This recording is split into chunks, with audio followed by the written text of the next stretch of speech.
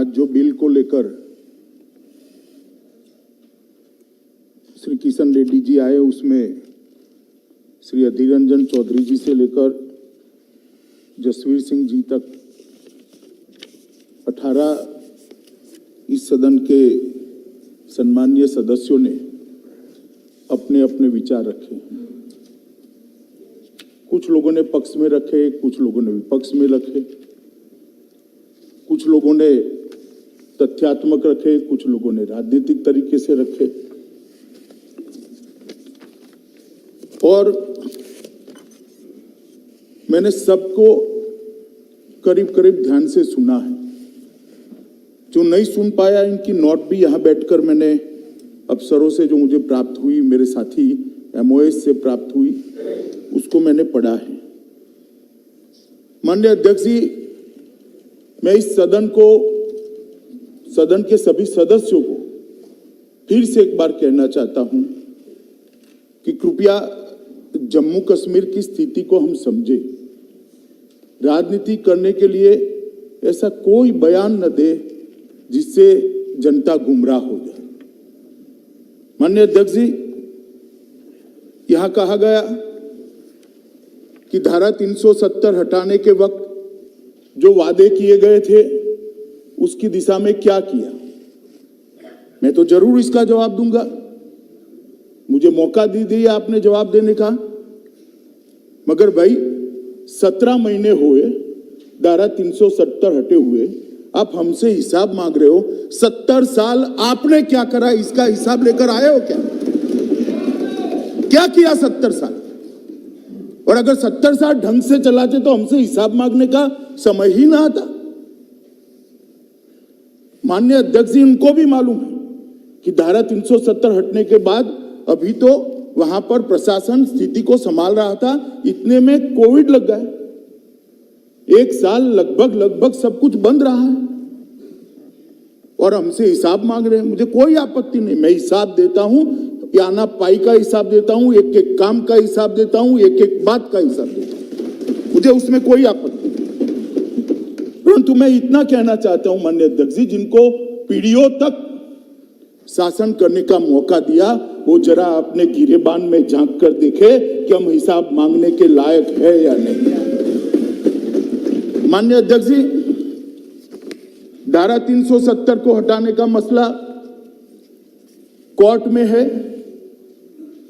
मसूदी साहब high court के जज रहे हैं, सुनने के लिए नहीं बैठे हैं, मगर मुझे रिकॉर्ड तो क्लियर करना ही पड़ेगा। उन्होंने कहा कि सुप्रीम कोर्ट में मामला लंबित है। मनीष तिवारी जी ने भी कहा, वो भी चले गए, आगे अच्छा हुआ, लंबित है। माननीय अध्यक्ष जी, उनको कोर्ट का प्रोसीजर मालूम है और ये मामला कोर्ट में लंबी बहस हुआ और बाद में 5 जजों की बेंच को सुपुर्द किया गया है। अगर इतनी अनकॉन्स्टिट्यूशनलिटी इसमें दिखाई पड़ती तो सर्वोच्च अदालत को पूरा अधिकार था कानून पर रोक लगाने का और वो रोक लगा दी थी। परंतु यहां पर कोई स्टे नहीं है। सर्वोच्च अदालत ने यह नहीं कहा है कि इस कानून का अमल नहीं हो सकता, उन्होंने उसको विचाराधीन रखा। जब सर्वोच्च अदालत पूछेगी तब हम जरूर जाएंगे, जवाब देंगे और सर्वोच्च अदालत निर्णय करेगी। मगर कहीं पर भी एक कानूनी स्थिति नहीं है कि इसका अमल नहीं हो सकता। इसके कारण जम्मू और कश्मीर का पूरा विकास को हम रोक कर बैठ जाए, वहां पर डेवलपमेंट के कामों को हम रोक कर बैठ जाए। और मुझे कह रहे हैं माननीय सदस्य श्री तिवारी जी कि हम जाए और सुप्रीम कोर्ट को अर्जी दे कि इसको जल्दी सुनवाई करो। माननीय अध्यक्ष जी, मैं उनको कहना चाहता हूं कि हम तो सुप्रीम कोर्ट के सामने है ही, एक पक्ष लेकर कि इस देश में धारा 370 नहीं होनी चाहिए इसलिए हमने हटाया, मगर आप तो सुप्रीम कोर्ट के सामने ही नहीं हो भाई। ना हा ना बीच का रास्ता लेकर चल रहे हो और दोनों ओर बोल रहे हो। ये तो आप भी कर सकते थे सुप्रीम कोर्ट में जाकर कि भाई जल्दी सुनवाई करो।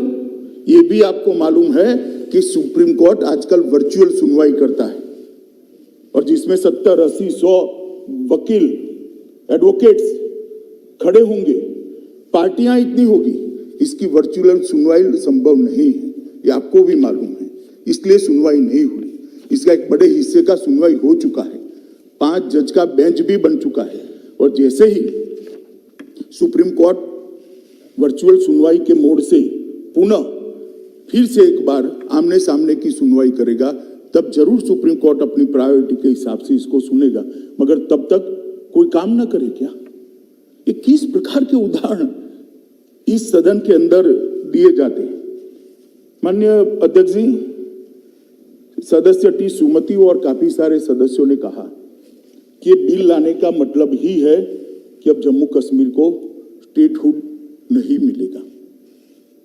भाई, बिल को पायलट तो मैं कर रहा हूं, लेकर मैं आया हूं, मंशा मैंने स्पष्ट कही है, कहीं पर भी नहीं लिखा है कि स्टेटहुड इससे नहीं मिलेगा। आप कहां से ड्रॉ करते हो? आपकी मन की आशंकाओं को जम्मू कश्मीर की जनता पर क्यों थोप रहे हो? मैंने इसी सदन में कहा है और फिर से कहता हूं कि इस बिल का जम्मू कश्मीर के स्टेटहुड से कोई लेन देन नहीं है। उपयुक्त समय पर जम्मू कश्मीर को स्टेटहुड दिया जाएगा। और कह रहे हैं कि स्टेटहुड देना है तो एग्मूट में क्यों लेकर आए? जरा एग्मूट कैडर को ही समझ लेते। क्या अरुणाचल राज्य नहीं है? क्या गोवा राज्य नहीं है? मिजोरम राज्य नहीं है? ये सारे राज्य ही है। जरा ध्यान से पढ़ लेते तो इतनी फजीहती न होती। ये सारे राज्य है और एग्मूट कैडर के अंडर में है। जहां पर विशेष प्रकार की भौगोलिक परिस्थिति होती है, एडमिनिस्ट्रेटिव परिस्थिति होती है, वहां पर अफसर भेजने पड़ते हैं और वो राज्य के विकास के लिए जाते हैं। जो अफसर एग्मूट कैडर के हैं वही मसूरी की जगह पे ट्रेनिंग लेकर आते हैं जो जम्मू कश्मीर कैडर के लोग पहले लिया करते थे। ये ऑल इंडिया कैडर है मान्यवर, और ओवैसी साहब इसका हिंदू मुस्लिम में विभाजन करते हैं। भाई, आपके मन में सब चीज हिंदू मुस्लिम है, मैं तो समझता हूं ओवैसी जी आपको, मगर आप देश के अफसरान को भी हिंदू मुस्लिम में डिवाइड कर दे। क्या कंसेप्ट है आपका? एक हिंदू अफसर मुस्लिम जनता की सेवा नहीं कर सकता? एक मुस्लिम अफसर हिंदू जनता की सेवा नहीं कर सकता? किस प्रकार के देश में हम आगे बढ़ने जा रहे हैं? अफसरों की संख्या हिंदू मुस्लिम में बांटेंगे और अपने आप को सेक्युलर कहते हैं। काहे का सेक्युलरिज्म? हिंदू मुस्लिम में अफसरों की संख्या बांटेंगे। इस तरह से तो मान्यवर कश्मीर के अंदर शांति नहीं होगी, ज्यादा चिंता होगी, ज्यादा उचाट होगी, संशय बढ़ेंगे। मेरा सभी से निवेदन है कि इस तरह से नहीं करना चाहिए। अभी उन्होंने एक और निवेदन कर दिया मान्यवर कि 2G से 4G विदेशियों के दबाव में किया है। ओवैसी साहब को मालूम नहीं है, जिसका वो समर्थन करते थे वो यूपीए की सरकार चली गई है। ये नरेंद्र मोदी की भारतीय जनता पार्टी की सरकार है। इस देश के फैसले ये देश करता है, इस देश के फैसले इस देश की संसद करती है। कोई हम पर दबाव नहीं कर सकता। और हमने उसको इसलिए रिस्ट्रिक्ट किया था मान्यवर कि कुछ समझने के लिए समय चाहिए था। अफवाहें न फैलाई जाए इसके लिए एक समय चाहिए था। और आप हमें पूछ रहे हो भाई अधीर रंजन जी 2G और 4G, आपने तो मोबाइल ही बंद कर दिए थे और 20 साल तक बंद कर दिए थे। वाजपेयी जी की सरकार ने आकर 2G 4G छोड़ो, मोबाइल सर्विस ही बंद कर दी थी। कहां गए थे उस वक्त सारे अधिकार? मैं आपको पूछना चाहता हूं माननीय आपके माध्यम से, कहां गए थे सारे अधिकार? जब विपक्ष में बैठते हैं तब अपने समय में क्या किया था वो भी तो थोड़ा याद रखना चाहिए, वरना फिर सुननी पड़ेगी। मान्यवर, ये हमें 4G और 2G का कह रहे, मैं अभी भी कहता हूं कि सबसे बड़ा नागरिक का अधिकार है सुख और शांति से रहने का, सलामती के साथ रहने का। सलामती जहां नहीं होगी वहां सारे अधिकारों का कोई मतलब नहीं। ये नई फैशन शुरू हो गई मान्यवर। मैं कहना चाहता हूं कि ये जो लोग कह रहे हैं कि हम विदेश के दबाव में आकर कह रहे हैं, मैं उनको पूछना चाहता हूं कि किसके दबाव के अंदर धारा 370 को इतने समय तक चालू रखा आपने? ये तो जरा बता दीजिए। किसका दबाव था? कौन प्रेशराइज करता था? अभी किसी ने कह दिया बड़े बड़े साहित्यिक शब्दों के साथ कि शासन का जनता से वादा था, एक एग्रीमेंट था। भाई मैं तो एग्रीमेंट को बारीकी से पढ़ता हूं और मैं तो मानता हूं कि पूर्ववर्ती सरकारों ने भी जो वादे करे हैं उसको ध्यान से पढ़ने चाहिए और इसका अमल करना चाहिए। 370 के बारे में कहा गया कि 370 और 35 से वो देश की सरकार का जम्मू कश्मीर की जनता से एग्रीमेंट था। एग्रीमेंट जरूर था मगर उसमें टेम्पररी शब्द आप भूल जाते हैं पढ़ने का। ये टेम्पररी था। और जो मेरा हिसाब पूछ रहे 17 महीने में स्टेटहुड कब दोगे, स्टेटहुड कब दोगे, स्टेटहुड कब दोगे, हम जरूर देंगे। मगर मैं उनको पूछना चाहता हूं, ये मैंने भी कहा है स्टेटहुड टेम्पररी है, मगर आप 17 महीने में हिसाब मांगते हो तो टेम्पररी 370 साल तक चली, उस वक्त क्यों हिसाब नहीं मांगते थे? एक टेम्पररी प्रोविजन कब तक टेम्पररी रहेगा? टेम्पररी प्रोविजन को क्यों उखाड़ नहीं देता यार? क्यों कोई पूछता नहीं था? क्योंकि वोट बैंक की राजनीति करनी थी। ये सरकार वोट बैंक की राजनीति से नहीं चलती। ये सरकार देश के हित में फैसले करती है। ये सरकार देश के भविष्य को सुधारने के लिए हम आएंगे जाएंगे, लोकतंत्र है, जीतेंगे हारेंगे, इसको ध्यान में रखकर देश के भविष्य को ताक पर हम नहीं रख सकते, न हम रखना चाहते। ये आपकी पॉलिसी है, आपको मुबारक हो। मान्यवर, इन्होंने कहा कि लोकल अफसरों का अधिकार चला जाएगा।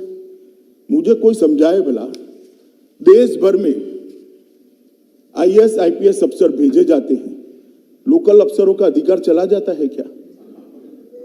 चला जाता है तो जम्मू कश्मीर में कैसे चला जाएगा?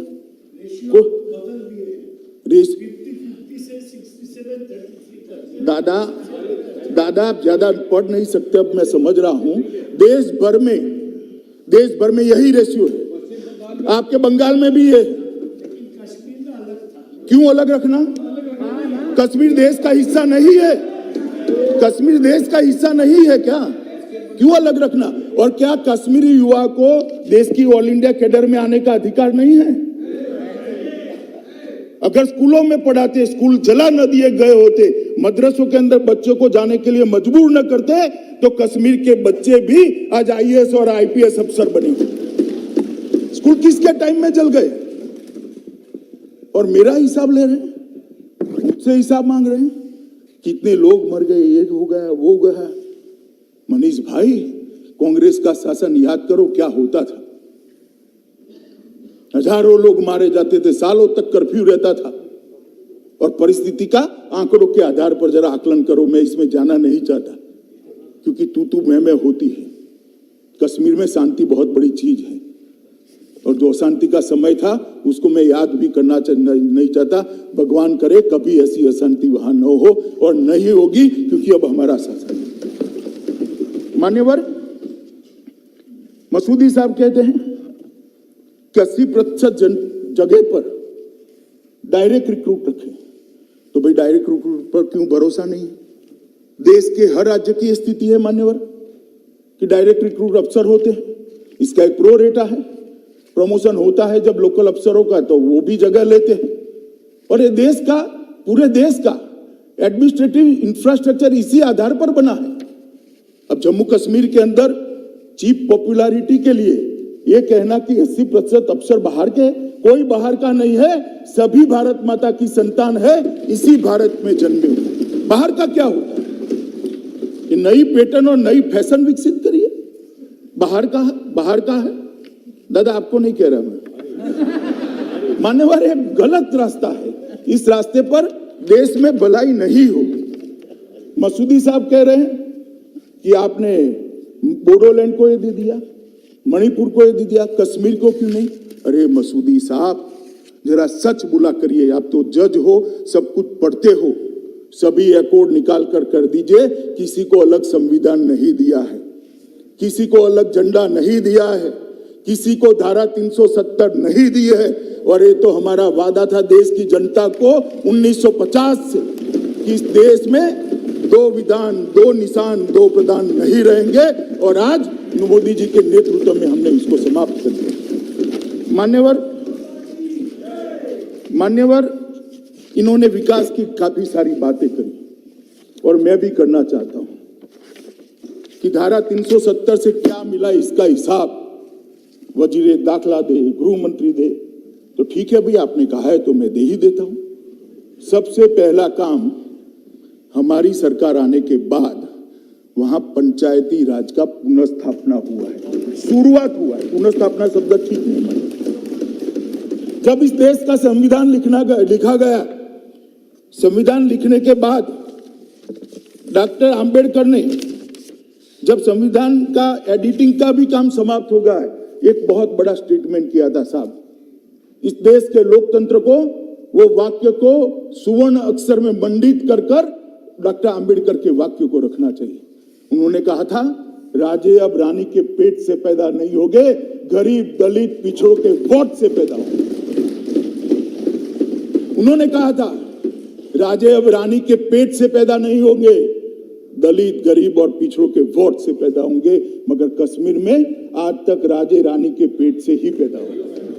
ये तीन परिवार के लोग ही शासन करते थे।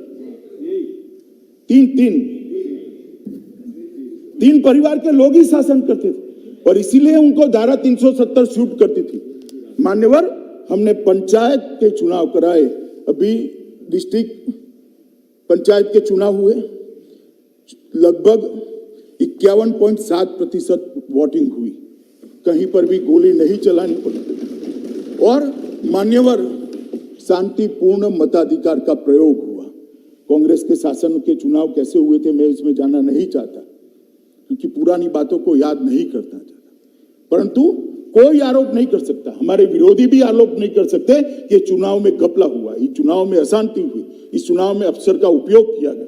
सबने भय रहित होकर शांतिपूर्ण तरीके से मतदान किया है और मान्यवर 51% मतदान पंचायत के चुनाव में हुआ है और जिन्होंने धारा 370 वापिस लाने के आधार पर चुनाव लड़ा था वो साफ हो गए, साफ। कश्मीर की जनता का मैंडेट भी उनके साथ नहीं रहा, चुनाव हारे हैं। मान्यवर, दिसंबर 2018 में नीचे के पंचायत के चुनाव किए, जिसमें 74% लोगों ने अपने वोट डाले, 74.1%। कश्मीर के इतिहास में इतना मतदान कभी नहीं हुआ मान्यवर। कुल 4,483 सरपंच निर्वाचित क्षेत्रों में से 3650 सरपंच निर्वाचित हुए, 35,029 क्षेत्रों से 33,000 पंच निर्वाचित हुए। अब वहां पर राजे रानी के पेट से नहीं जन्म लेंगे मान्यवर, मत पत्रक से लेंगे। ये इसका सबसे बड़ा उदाहरण है।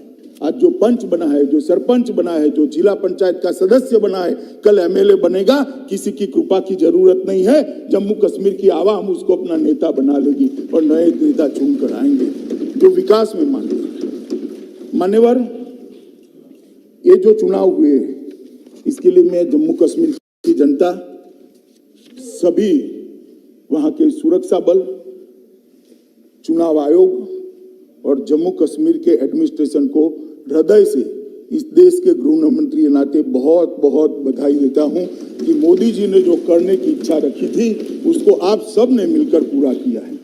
और सिर्फ चुनाव कराकर हम नहीं रुके मान्यवर, उनको अधिकार दिया है, उनको बजट दिया है। पहले 5,000 रुपया भी सरकार से मांगना पड़ता था सरपंच को, ऐसी स्थिति थी। आज उनको हमने स्थिरता प्रदान की है, पंचायतों को सुदृढ़ किया है, वहां पर अफसर भेजे जा रहे हैं। 21 विषय पूरे के पूरे एडमिनिस्ट्रेशन के 21 विषयों को पंचायतों के हवाले कर दिया गया है और लगभग 1500 करोड़ रुपया सीधा उनके बैंक अकाउंट में डालकर जम्मू कश्मीर के गांवों का विकास का रास्ता प्रशस्त किया। मध्याह्न भोजन योजना उनको सौंपी गई, आंगनवाड़ी उनको सौंप दिए गए, आईसीडीएस पंचायतों को सौंप दिया गया और मनरेगा का काम का मॉनिटरिंग उनको सौंप दिया गया। और एक अभी जो निर्णय करा है एलजी साहब ने, जम्मू कश्मीर की सरकार ने खनन का अधिकार भी पंचायती राज संस्थानों को दे दिया, इसमें हिस्सा भी देश में कहीं नहीं है। इससे वो आत्मनिर्भर होंगे, अपने गांव का विकास करेंगे। ये डिसेंट्रलाइजेशन जो किया है, नीचे तक सत्ता को परकोलेट करने का काम किया है, वो धारा 370 हटाने के कारण हुआ है। 70 साल तक नहीं हो सका था। माननीय महोदय, बीडीसी के अध्यक्ष तो डीएम के समकक्ष स्थान दिया गया है। उग्रवादी घटना में मारे गए किसी भी निर्वाचित सरपंच पंच बीडीसी अध्यक्ष के लिए 25 लाख रुपए की राशि की व्यवस्था की है और क्षमता संवर्धन के लिए उनकी ट्रेनिंग का भी प्रोग्राम कराए, क्योंकि काफी नए हैं लोग, वहां परंपरा ही नहीं थी, नई परंपरा स्थापित हो रही है। तो इनकी ट्रेनिंग की भी बड़ी व्यवस्था कर दी गई है और स्थानीय निकायों के चुनाव भी कराए गए। मैं इसकी बहुत डिटेल में नहीं जाना चाहता। मान्यवर कहते हैं कि क्या फर्क आया। फर्क मैं बताता हूं। पहले जम्मू और कश्मीर, जहां पर भी राजधानी होती थी श्रीनगर, वहां पर भी सारे अधिकार सेंट्रलाइज थे। अब अफसरान कभी गांव में नहीं जाते थे, चुने हुए प्रतिनिधि जाते थे, एमएलए जाते थे, मगर अफसरान नहीं जाते थे। हमने सारे राजपत्रित अधिकारियों को आवंटित पंचायत के अंदर 2 दिन और 1 रात का निवास करना कंपलसरी करा, माननीय अध्यक्ष जी, और वहां जाकर जमीनी स्थिति वो देखने लगे। उनका उद्देश्य है, उनको काम दिया गया है, वहां विकास के काम जो अटके हैं, जो कमी है, जो कमियां हैं, उसकी लड़ी को जोड़ने का उनको काम दिया गया है, पंचायत को सशक्तिकरण करने का। और प्रत्यक्ष रूप से जो वहां 2 बार ये अभियान चला, उसमें से लगभग 20,000 छोटे मोटे काम आए हैं, जिसमें से 18,000 कामों को स्वीकृति दे दी गई। कहीं पुलिया बनानी थी, कहीं जोड़ता हुआ रोड बनाना था, कहीं तालाब के अंदर तालाब तो था मगर पानी जाने के रास्ते भर गए थे, कहीं तालाब को सफाई करने की व्यवस्था नहीं थी, कहीं कूड़ादान नहीं था, कहीं बिजली का खंभा था, तार चोरी कर गए थे। ऐसे 20,000 से ज्यादा काम ढूंढे गए और 18,000 कामों की स्वीकृति दे दी है और वो विकास के रास्ते पर आगे बढ़ गए। माननीय अध्यक्ष जी, 3 बार ये कार्यक्रम हुआ है और बड़ा सफल हुआ है। पूरे जम्मू और कश्मीर में इससे बड़ी जन भागीदारी नहीं हुई। 5 लाख से अधिक मृत्यु, जन्म, दिव्यांगता, अधिवास, ये प्रमाण पत्र वहीं मौके पर दिए गए। 5 लाख लोगों को जम्मू कश्मीर जाने की जरूरत, राजधानी में जाने की जरूरत नहीं है और ये निरंतर चलने वाला है। मान्यवर, ये पूछते हैं हमें क्या किया, इसलिए मैं बताता हूं। 50,000 परिवार को स्वास्थ्य बीमा के तहत कवर कर दिया गया है। रोजगार के अंदर लगभग 10,000 युवाओं को कवर किया, 6,000 नए काम शुरू करे और 4,440 क्रिकेट और फुटबॉल की किटों को गांवों में पहुंचकर बच्चों के हाथ में बंदूक की जगह क्रिकेट का बैट हो, इसकी व्यवस्था हमने करी। और मेरा शहर मेरे गौरव के तहत ये शहरी विकास के लिए भी किया है।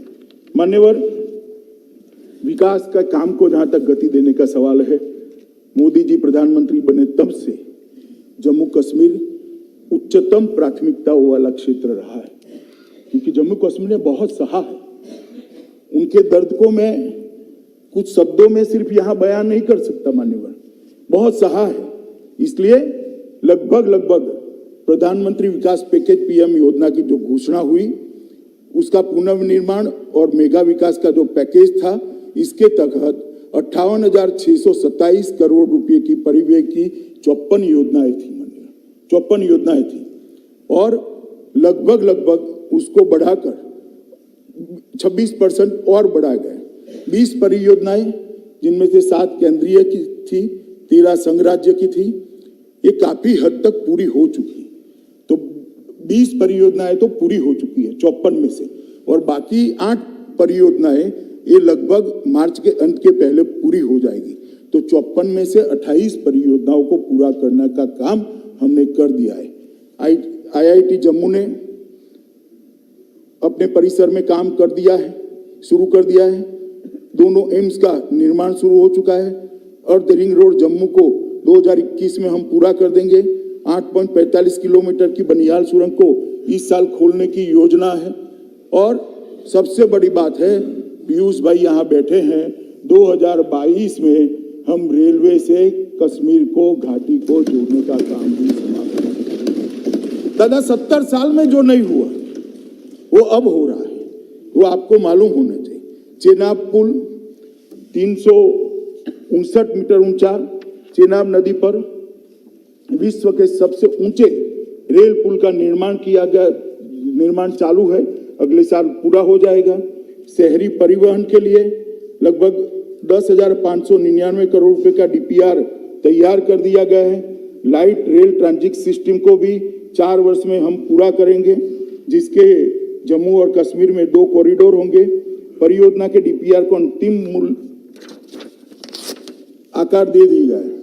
मान्यवर, बहुत बड़ी संभावना है हाइड्रो पावर की जम्मू कश्मीर के राज्य में थी, मगर उसका दोहन नहीं होता था क्योंकि एडमिनिस्ट्रेशन ही ठीक से नहीं चलता। आप जो कह रहे हैं ना, क्यों कर रहे हो, अफसर चाहिए वहां।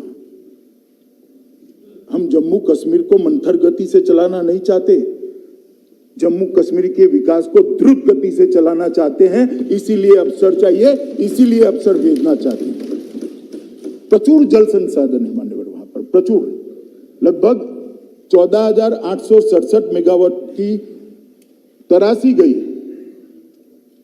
जल विद्युत की क्षमता है। उसमें से 70 साल में 3504 मेगावाट का दोहन किया गया है। मैं फिर से एक बार कहता हूं, 14,000 में से 3500, और अभी जो 17 महीने का हिसाब पूछते हैं उनको मैं बताना चाहता हूं, सिर्फ 17 महीने में 70 साल में 3504 और 17 महीने में 3490 मेगावाट का काम शुरू कर चुके हैं। एक बाजू आपकी 4 पीढ़ी ने जो काम किया है वो हमने 1.5 साल के अंदर काम किया है, 1.5 साल के अंदर। ये मालूम होना चाहिए। पिछले 2 वर्ष में लगभग 3000 मेगावाट की जो बंद पड़ी हुई परियोजनाएं थी, इसको भी चालू करने का काम किया है और 3300 मेगावाट की नई शुरू करेंगे। पाकाल दुल 1000 मेगावाट की है और कीरू 626 मेगावाट की है। सावलाकोट 1856 मेगावाट, दुलस्ती दूसरा चरण 258 मेगावाट, उरी 1 दूसरा चरण 240 मेगावाट और छोटी बिजली पन बिजली योजनाएं लगभग 12 मेगावाट की है, जो 123 करोड़ की लागत से होगी। मान्यवर, मैं इतना डिटेल में जाना नहीं चाहता था, मगर मुझे उकसा कर हिसाब मांगा गया, मैं भी क्या करूं, इसलिए मैं डिटेल बताना चाहता हूं। सबके लिए बिजली बंद तो जाएगी, पहुंचेगी कैसे?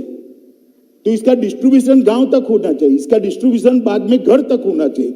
इसलिए हमने सौभाग्य के तहत जम्मू कश्मीर के 100% लोगों को घर में बिजली पहुंचाने का लक्ष्य प्राप्त कर दिया है, कर चुके हैं मान्यवर।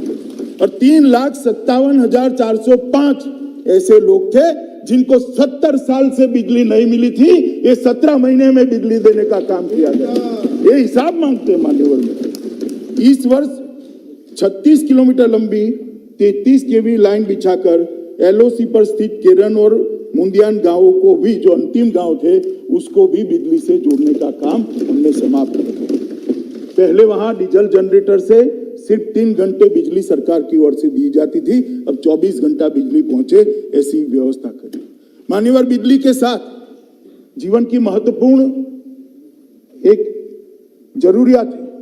ये 4G को मानते हैं, बहुत महत्वपूर्ण है।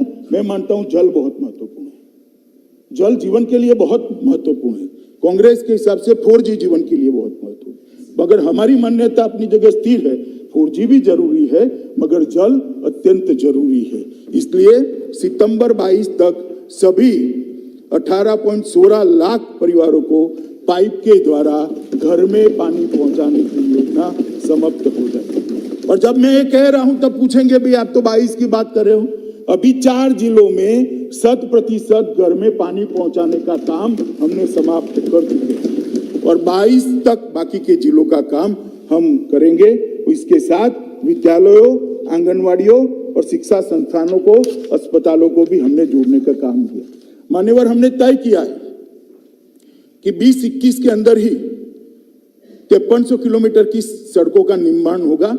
जिसमें 700 किलोमीटर कश्मीर में और 4600 किलोमीटर जम्मू में, और हर गांव को 2022 आजादी के 75 साल तक सड़क से जोड़ने का काम भी हम जम्मू कश्मीर में पूरा कर देंगे। इसका बजटरी प्रोविजन भी होगा।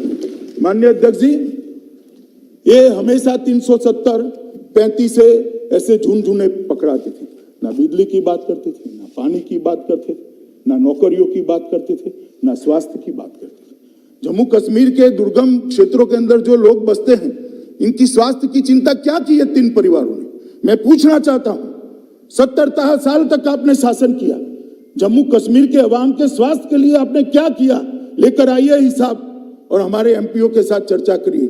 मान्यवर, मैं सदन को गौरव के साथ बताना चाहता हूं कि ये नरेंद्र मोदी सरकार में, नरेंद्र मोदी सरकार के कालखंड में और 17 महीनों में, जो 17 महीने बोलते हैं, इसमें हमने जम्मू कश्मीर के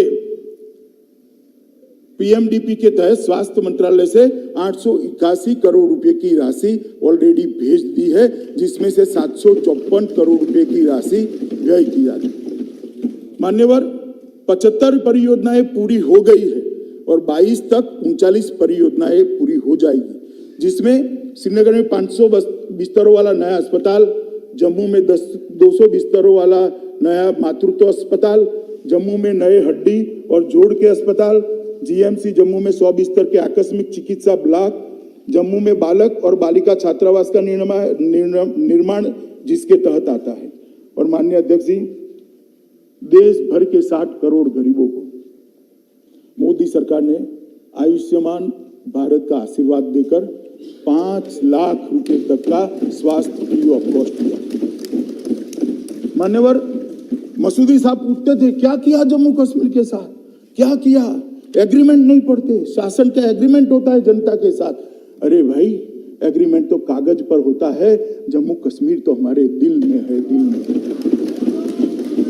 देश भर के अंदर मान्यवर 5 लाख तक की स्वास्थ्य योजना जो प्रधानमंत्री आयुष्मान भारत योजना से जानी जाती है, पीएम जय के नाम से जानी जाती है, वो गरीबों के लिए है। प्रधानमंत्री जी ने जम्मू कश्मीर के लिए सेहत योजना लाए। जम्मू कश्मीर में कोई करोड़पति हो या रोडपति हो, सड़क पर रहने वाला हो या बड़े से बड़े महल में रहने वाला हो, हर एक को 5 लाख तक की सुविधा आरोग्य की हमने देने का काम किया। और मान्यवर, मैं देखता था, मैं कार्यक्रम में उपस्थित था वर्चुअल तरीके से, लोगों की आंख में आंसू थे। एक बूढ़ी महिला कश्मीर घाटी की मां बता रही थी कि 70 साल तक हमारा किसी ने चिंता नहीं किया, नरेंद्र मोदी जी ने आकर हमारी चिंता की, अब मुझे इलाज कराने के लिए किसी के सामने हाथ फैलाने की जरूरत नहीं है, मेरी सरकार वहां बैठी है जो मेरा इलाज कराएगी। मान्यवर, ये जो हमने किया है, लगभग हर एक व्यक्ति को सेहत योजना के तहत कवरेज देने का काम किया है। और मैं मानता हूं जम्मू कश्मीर बहुत कम राज्यों में से एक राज्य है जिसका हर एक व्यक्ति स्वास्थ्य योजना के तहत कवर किया गया है। मान्यवर, कोविड के खिलाफ लड़ाई भी इसी समय में हम लड़े, जो 17 महीने का हिसाब मांगा जाता है, इसी के तहत लड़े। और सबसे अच्छा कोविड प्रबंधन एलजी के नेतृत्व में जम्मू कश्मीर सरकार ने किया। टीकाकरण का काम भी बहुत स्मूथ तरीके से घाटी और जम्मू दोनों तरफ चल रहा है। मान्यवर, एम्स की स्थापना की है, 2 एम्स बनाने का काम किया है और लगभग 2000 करोड़ रुपया एक एम्स का, 4000 करोड़ रुपया एम्स के लिए भारत सरकार ने यहां भेजा है। इसकी शुरुआत हो गई है। नए मेडिकल कॉलेज की स्थापना, 7 नए मेडिकल कॉलेज, 70 साल में 3 थे, 17 महीने में 7, अनंतनाग, बारामूला, रजौरी, डोडा, कठवाड़ा, हंदवाड़ा और उधमपुर, ये 7 नए मेडिकल कॉलेज की शुरुआत हुआ है। और 5 मेडिकल, उसमें से 5 का एक टेम्परेरी परिसर के अंदर शिफ्ट व्यवस्था के आधार पर बच्चों को पढ़ाने का कामकाज भी हमने शुरू कर दिया है। राह नहीं देखिए, इसको सिविल अस्पताल के, और 22-23 में और 2 मेडिकल कॉलेज भी हम चालू कर देंगे। लगभग हम 1100 बच्चे जम्मू कश्मीर के डॉक्टर बनकर जम्मू कश्मीर के गरीब की सेवा करें, इस तरह की व्यवस्था। आप हमें पूछ रहे हो हमने क्या किया? कभी इतनी संवेदना के साथ किया था? 370 का झुनझुना दिखाकर शासन करते रहे तीन परिवार मान्यवर। कितने सालों तक शासन किया? जो असुविधाएं थी, जो कष्ट था, जो दुख था, उसको एड्रेस करने का इन्होंने कभी काम नहीं किया। माननीय अध्यक्ष जी, एक बीएससी नर्सिंग कॉलेज भी हम वहां चालू कर गए हैं, मंजूरी दे दी है, और 5 नए नर्सिंग कॉलेज को हम वहां स्थापना करने का प्लान रखे हैं। कि राज्य कैंसर संस्थान भी हमने शुरू किया है, एक श्रीनगर में और दूसरा जीएमसी जम्मू में। और मान्यवर राज्य सरकारें, केंद्र सरकार ने लगभग अलग अलग 115 योजनाएं नरेंद्र मोदी जी के शासन में आने के बाद इस देश के दलित, गरीब, पिछड़े, आदिवासी इनके लिए बनाई थी, मगर उसका वहां पर इम्प्लीमेंटेशन नहीं होता था। जब से राष्ट्रपति शासन लगा तब से लगभग हर घर को बिजली देने का काम पूरा हो गया है। 3,57,405 लाभार्थियों को कवर दे दिया गया है। पीएम उज्ज्वला योजना के तहत 12,60,685 माताओं को गैस का सिलेंडर देने का काम हमने समाप्त कर दिया। उजाला योजना के तहत 79.54 लाख लाभार्थियों को घर में उजाला करने का काम किया है। स्वच्छ भारत मिशन के तहत 100% घरों को आज मुक्त कर दिया गया, ओडीएफ डिक्लेयर कर दिया गया। मान्यवर 100% स्वच्छ भारत अभियान का 100% इंप्लीमेंट हुआ है। एकीकृत सामाजिक सुरक्षा, इसके लगभग 8 लाख लाभार्थी, पहले 16 थे, अब 8 लाख हैं। एलपीजीडी बजट लगभग 31.77 लाख लाभार्थी हैं। केसीसी ऋण और प्रधानमंत्री किसान योजना का लक्ष्य जो दिया गया था वो पूरा हो गया है। हर किसान को अब 6,000 रुपया उसके बैंक अकाउंट में किसी बिचौलिए के बगैर मिल रहा है, ट्रांसफर हो रहा है। इसके अतिरिक्त 2019-20 में जो छात्रवृत्ति थी, इसका कवरेज इस 17 महीनों में 3 गुना कर दिया है। 8 लाख छात्रों को डीबीटी के माध्यम से प्री और पोस्ट छात्रवृत्ति मिल रही है। माननीय अध्यक्ष जी, चालू वर्ष के दौरान दिसंबर 2020 तक हमें लक्ष्य रखा है कि और 9.5 लाख लोगों को छात्रवृत्ति के कवरेज में लेकर आएंगे।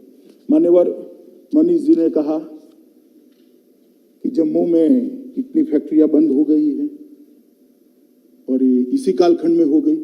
मनीष जी, सिर्फ रिकॉर्ड क्लियर करने के लिए कह रहा हूं, एक फैक्ट्रियां बंद होने का जो रेंज है वो 18 साल का है। 18 साल में बंद हुई सभी फैक्ट्रियों का आंकड़ा आपने 17 महीनों के अकाउंट में डाल दिया है, तो रिकॉर्ड जरा क्लियर रहना चाहिए, है? नहीं, 18 साल से जितनी बंद हुई है उसका आंकड़ा इन्होंने 17 महीनों में डाल दिया, इसलिए मैं रिकॉर्ड क्लियर कर रहा हूं। मान्यवर, अब ये कहते थे कि 17 महीनों में क्या हुआ। जम्मू कश्मीर के उद्योग के लिए सबसे बड़ा हर्डल था, वहां कोई भी उद्योगपति उद्योग लगाना चाहे तो उसको भूमि नहीं मिल सकती थी। धारा 370 हटाई, उसके बाद में जमीन के कानून के हमने परिवर्तन किया और अब ऐसी स्थिति हुई है कि जम्मू कश्मीर के अंदर उद्योग लग पाए। 6 महीने पहले ही हम कानून लाए और अब मिल पाएगी, इसलिए उद्योग भी आएंगे। और उद्योग को आने के लिए सबसे अच्छा प्रोत्साहन पैकेज नरेंद्र मोदी जी की अगुवाई में भारत सरकार लाई है, अप्रूव किया है, और जम्मू कश्मीर सरकार ने भी इसको अप्रूव कर दिया है। मान्यवर, उनको मालूम है कि कोविड के कारण पूरे विश्व में मंदी है। मनीष जी पंजाब से आते, जरा पंजाब के आंकड़े लेकर आ जाए। यहाँ पर आपकी सरकार है, राजस्थान के लिए आंकड़े लेकर आ जाओ, छत्तीसगढ़ के आंकड़े लेकर आ जाओ। ये सबसे जम्मू कश्मीर के अच्छे हैं जहां तक मंदी की बात है। मगर मान्यवर, ये मंदी की बात कर रहे हैं, मंदी के लिए पूछ रहे हैं। पहले तो इंडस्ट्री लगती नहीं थी, बाद में मैं आता हूं उस पर। आपके शासन में 12 साल तक पूरे स्कूल बंद रहे,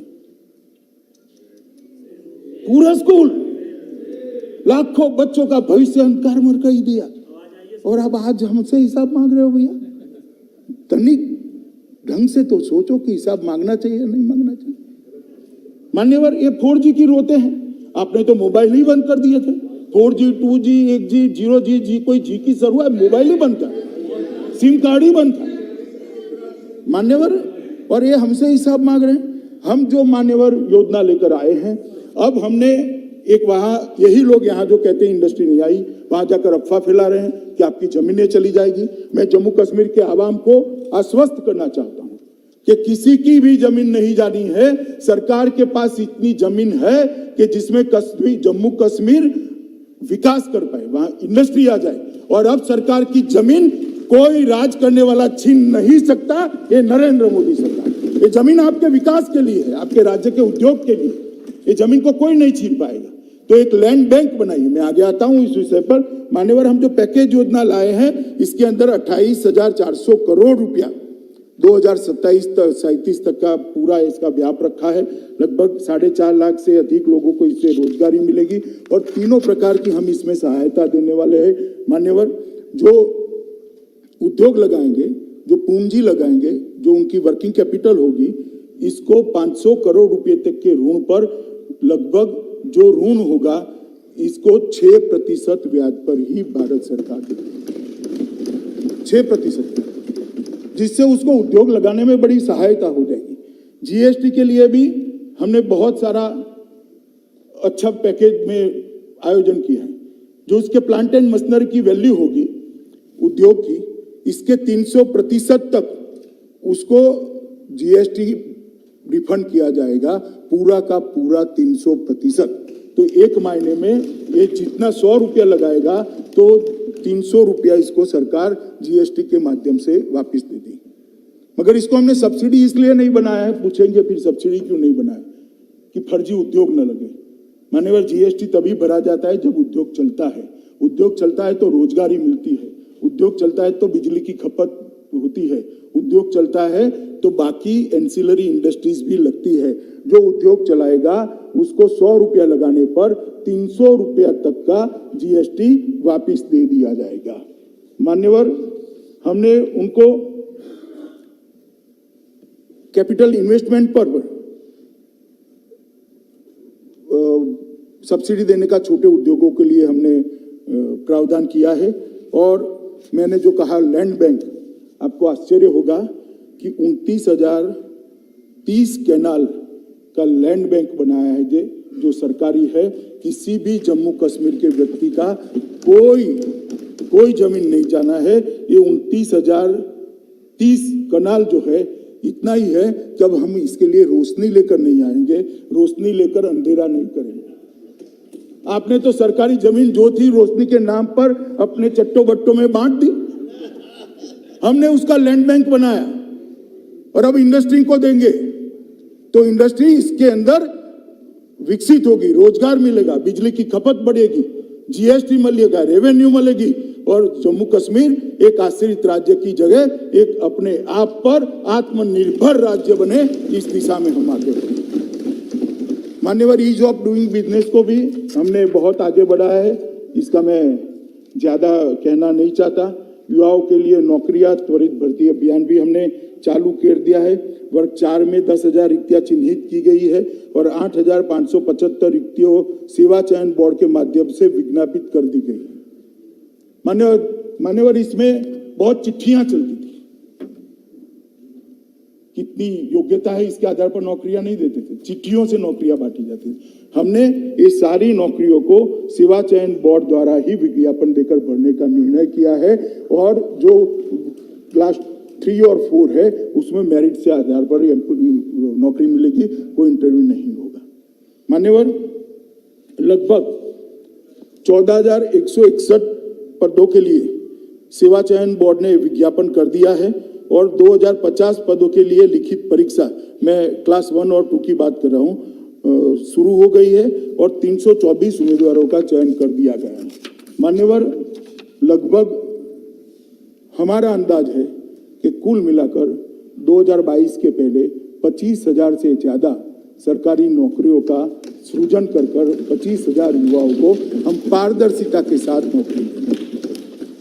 मान्यवर, बैक टू विलेज कार्यक्रम के तहत जम्मू कश्मीर बैंक को 15,000 छोटे छोटे ऋण के मामले दिए गए और ये मामले पहले भी दिए जाते थे मगर सिर्फ सूची रह जाती थी। मुझे कहते हुए आनंद है कि लगभग 4600 महिला सहित 13,000 मामलों को लोन देने का काम भी 15,000 में से 13,000 मामलों को लोन देने का काम भी समाप्त कर लिया गया है। वो अपनी छोटी छोटी इकाइयां चालू कर रहे हैं। युवा उद्यमों के लिए 242 करोड़ का और लोन दिया गया है। मिशन यूथ के तहत भी ढेर सारे काम किए हैं। उनको क्रिकेट का, फुटबॉल का किट दिया गया है। बहुत सी चीजें मैं इतनी डिटेल में जाना नहीं चाहता। आविष्कार, नवाचार और इंक्यूबेशन और प्रशिक्षण केंद्र, इसके माध्यम से भी हम क्षमता निर्माण का काम को आगे बढ़ा रहे हैं। आईटी टावर्स जम्मू और कश्मीर में दोनों जगह, श्रीनगर और जम्मू दोनों जगह ग्रामीण बीपीओ भी स्थापित किए जाएंगे। आईटी टावर्स भी बढ़ाए जाएंगे और जो हस्ताक्षर किए हैं, मुझे पूरा विश्वास है कि 1 साल के अंदर ये आईटी टावर अपना काम करते रहेंगे। महत्वपूर्ण सुधार भी बहुत किए हैं, चाहे वो विद्युत का क्षेत्र हो, एडमिनिस्ट्रेशन का क्षेत्र हो और वित्तीय सुधार का हो। जम्मू कश्मीर में मान्यवर सबसे बड़ी तकलीफ थी, कोई सुनवाई नहीं होती थी। जो सरकार आती थी उसके लोगों की ही सुनवाई होती थी। अभी एक वैज्ञानिक तरीके से जम्मू कश्मीर एलजी ने अपने खुद के स्तर पर संस्थागत तंत्र और व्यक्तिगत बैठकें कर तहसील तक की सभी फरियादें जम्मू कश्मीर एलजी तक आ जाए, इस प्रकार का एक साइंटिफिक खाका तैयार किया है, जिससे छोटे से छोटे व्यक्ति की यहाँ पर फरियादों की सुनवाई की है। और इसीलिए मैं कहता हूँ कि ये जो अंबेडकर जी का एक बहुत महत्वपूर्ण वाक्य है कि राजे रानी के पेट से नहीं आने चाहिए, जनता के वोट से आने चाहिए। जब रानी के पेट से राजा आता है तब जनता की दरोकार नहीं करता है, जनता की सरोकार भी नहीं करता है, ना उसकी सुनवाई करते हैं। मगर वोटों से चुने हुए लोग जब बैठते हैं, हमारे जम्मू कश्मीर के एलजी पर दादा ने टिप्पणी की, मैं इतना ही कहना चाहता हूँ, दादा आप भी पार्टी न बदले होते तो आज तक कई बार हार चुके होते। लोकतंत्र में हार जीत होती रहती है, इसीलिए जीते। मान्यवर, एक अधिवास प्रमाण पत्र, डोमिसाइल सर्टिफिकेट, इसके लिए भी बहुत बड़ा हो हल्ला हुआ था। आपकी नागरिकता चली जाएगी, बहुत सारे लोग बाहर से घुस जाएंगे, हो जाएगा, फला हो जाएगा, ढिकामड़ा हो जाएगा। मैं कहता हूं अब तक 30.44 लाख परिवार को प्रमाण पत्र, व्यक्ति और परिवारों को प्रमाण पत्र दे दिया गया है। कहीं से कोई कंप्लेन नहीं है, ना कोई लाइन लगी है, ना। मान्यवर, नया भूमि कानून लाए तो उसमें भी था आपकी जमीन चली जाएगी, ये चली जाएगी, वो चली जाएगी। कोई ला दे, मुझे बता दे किसकी जमीन चली गई। ये बिहार में भूमि कानून नहीं है तो कोई बंगाल से आकर बिहार की जमीन ले लेगा। मैं गुजरात से आता हूं, गुजरात में कोई भूमि कानून नहीं तो महाराष्ट्र से आकर कोई गुजरात की जमीन खा जाएगा। कैसे ऐसा होगा? ऐसा नहीं होता है। कोई आदमी अपना घर छोड़ने को तैयार नहीं है भाई। कुछ नहीं हुआ। आज इंडस्ट्री को आने का बहुत अच्छा वातावरण ये नए भूमि कानून के कारण हुआ है, जिसका जम्मू कश्मीर की जनता ने भी स्वागत किया है। और मान्यवर, मैं विशेष उल्लेख करना चाहता हूं पाकिस्तान से आए हुए रेफ्यूजी, पश्चिम पाकिस्तान के, पाकिस्तान अधिकृत कश्मीर से आए हुए रेफ्यूजी और 2642 वाल्मीकि परिवार के परिवार, 792 गोरखा परिवार और 43 अन्य परिवार, उनको भी डोमिसाइल सर्टिफिकेट देकर उनके साथ सालों से जो अन्याय होता है उसको हमने समाप्त किया। जो ह्यूमन राइट की बात करते हैं, ये दुनिया भर के अच्छे लोगों के बोले हुए कोट अनकोट यहाँ पर कोट करते हैं। कोट अनकोट तो बहुत अच्छे हैं क्योंकि किसी महान व्यक्ति ने बोले हैं, वो उनका है कोट अनकोट। मगर जब आप पैर में पहनने वाला गहना कानों में पहन देते हो तो अच्छा नहीं लगता। जो कोट अनकोट आप बोले गए हैं मान्यवर, वो सुसंगत हमारे शासन के लिए नहीं है। अन्याय के, मानव अधिकार के लिए जितनी भी सारे बातें होती है, हमारे शासन के लिए नहीं है। ये 3 परिवारों ने जो शासन किया, उन्होंने मानव अधिकार का उल्लंघन किया। क्या मानव अधिकार? कुछ लोगों के लिए सीमित है। पाकिस्तान से जो देश की शरण में आए उनके लिए सीमित नहीं है। जो कश्मीरी पंडित भगा दिए गए उनके लिए सीमित नहीं है, इनके लिए नहीं है। जो सूफी संत भगा दिए गए उनके लिए नहीं है। जो वाल्मीकि लोग वहां से 70 साल से मताधिकार प्राप्त नहीं करते थे, उनके मानवाधिकार नहीं है। क्यों उनके लिए आपके मन में भावनाएं नहीं आती? क्योंकि वो आपका वोट बैंक नहीं है। मानव अधिकार को वोट बैंक की नजर से देखना आपका काम है। हम मानव अधिकार को मानव अधिकार की दृष्टि से, कितना भी विरोध हो, साहस नहीं है अब ये कहने का कि वाल्मीकि को वहां मताधिकार मिलना चाहिए था। जो पाकिस्तान से शरण में आया है उसको मताधिकार मिलना चाहिए कहने का साहस नहीं है आप में, क्योंकि आप चुनाव लड़ना चाहते हो, चुनाव जीतना चाहते हो। आप में साहस नहीं है कि वाल्मीकि माता चौथी पीढ़ी आ गई, उसको नौकरी नहीं मिल सकती, ना वाल्मीकि बच्ची को नौकरी नहीं मिल सकती, इसका अधिकार नहीं। इसके मानव अधिकार के पास आपके लिए शब्द भी नहीं है, संवेदना भी नहीं है, मगर हमारे लिए शब्द भी है, कृति भी है और संवेदना भी। मान्यवर, रोशनी जैसे कानूनों को रद्द कर दिया गया, भ्रष्टाचार पर कार्यवाही हो रही है, क्योंकि पहले भ्रष्टाचार का कानून ही नहीं था। ये पूछ रहे हैं ना 370 क्यों होता है? वहां पर रिजर्वेशन नहीं होता था, वहां महिलाओं को अधिकार नहीं था, वाल्मीकि लोगों को अधिकार नहीं था, ट्राइबल को अधिकार नहीं था, ओबीसी को अधिकार नहीं था, भ्रष्टाचार पर रोक नहीं थी, क्योंकि भ्रष्टाचार करना था, क्यों रोक लगाना? ढेर सारे कानून, देश के अच्छे बने हुए कानून, दहेज के लिए कोई कानून नहीं था। और आप हमें समझा रहे हो कि 370 को क्यों हटाया? मान्यवर, पाक अधिकृत जम्मू कश्मीर के लगभग 26,319 विस्थापित और 5300 विस्थापित जो युद्ध के समय आए, छंब के 10,065 विस्थापित, पश्चिमी पाकिस्तान के 5,764 विस्थापित, कश्मीरी प्रवासी जिसको बहुत संवेदना के साथ अपने अधीररंजन जी बता रहे थे, 44,000 कश्मीरी पंडित। मैं आज उनको बताना चाहता हूं कि यही नरेंद्र मोदी जी के शासन में कश्मीरी पंडितों को, हर परिवार को राहत कार्ड जिसके पास है उसको 13,000 रुपया हर महीना सरकार देती है। ये हमारे समय में विस्थापित नहीं हुए, कांग्रेस का शासन था, उसकी सुरक्षा नहीं कर पाई, इसलिए विस्थापित अपने देश में ही विस्थापित होकर रह गए थे। इनको 13,000 हम निःशुल्क राशन देते हैं। पुनर्वास के अंक के रूप में कश्मीर घाटी में 3,000 नौकरियां दे दी गई है, 88 नौकरियों का चयन प्रक्रिया चालू है और ये 6,000 लोगों को कश्मीर घाटी में घर के साथ 2022 के साथ हम बसा देंगे और वर्षों पुराना हमारा स्वप्न समाप्त। 3,000 लोगों को दे चुके हैं निरंजन जी नौकरी, ऑलरेडी दे चुके हैं। 70 साल में एक दिया है तो बताओ, एक।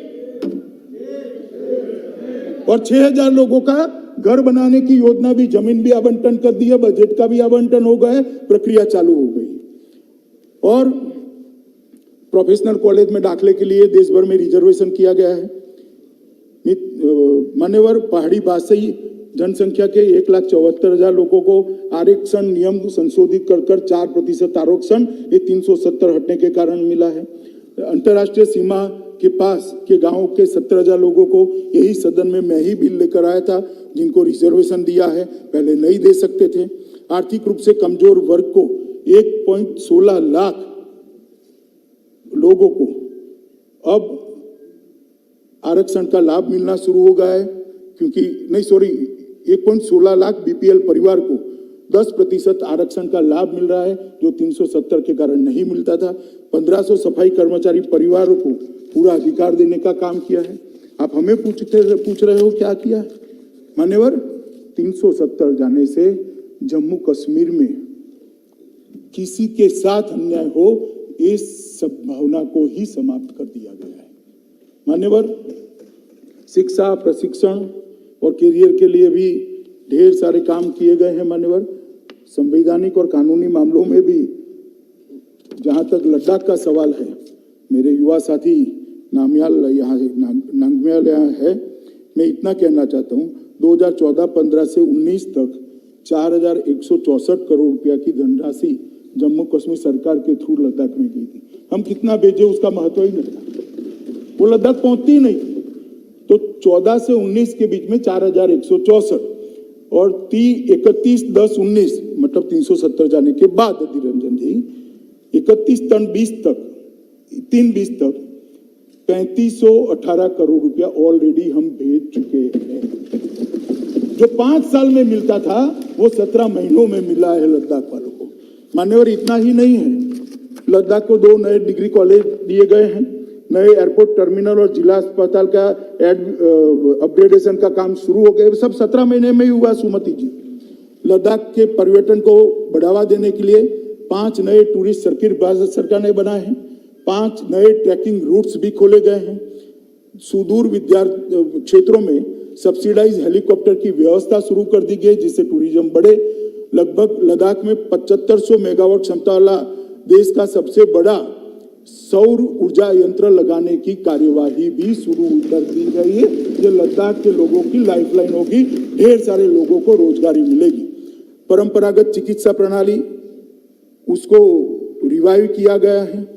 National institute for Sowa Rigpa की स्थापना नवंबर 2019 की कैबिनेट में कर दी गई है।